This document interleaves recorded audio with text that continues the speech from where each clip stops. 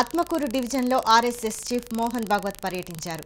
ఈ సందర్భంగా ఆయన సప్తనది సంగమేశ్వరం ఆలయాన్ని దర్శించుకుని ప్రత్యేక పూజలు నిర్వహించారు. అనంతరం గోకవరం గ్రామంలో భక్తకన్నప్ప గిరిజన ఆశ్రమ పాఠశాల సందర్శించారు.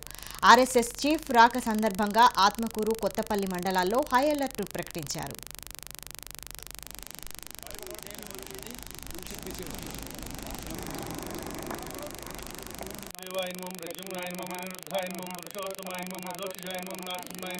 महादेवी गायत्री चंड प्राणायामे योग ओं भू ओं भुवः ओं सुवः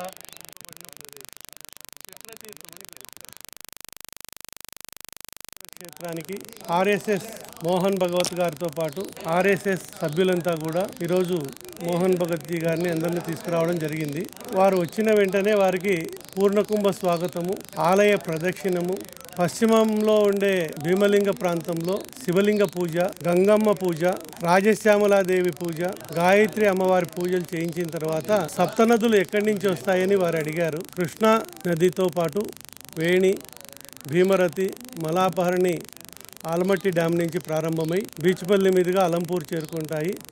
తుంగాభద్ర హంపి క్షేత్రం నుంచి టీబీ డ్యామ్ నుంచి మంత్రాలయం అలంపూర్ చేరుకుని సన్నది సంగమేశ్వరాలయం ఉన్నది.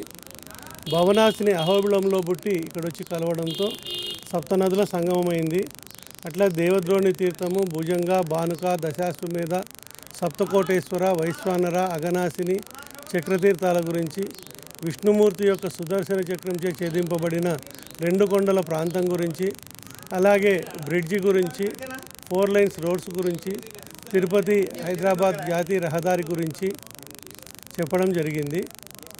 లోపలికి వచ్చిన తర్వాత గర్భాలయం లోపల వారితో రుద్రాభిషేక పూజా కార్యక్రమాలు చేయించడం జరిగింది.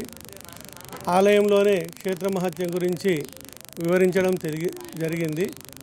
అలాగే ఆశీర్వాదం, వేదమంత్ర ఆశీర్వాదం చేసేటప్పుడు కాశీన విశ్వనాథ్ కారిడార్ లాగా సంగమేశ్వరం కారిడార్ చేయాలని వారిని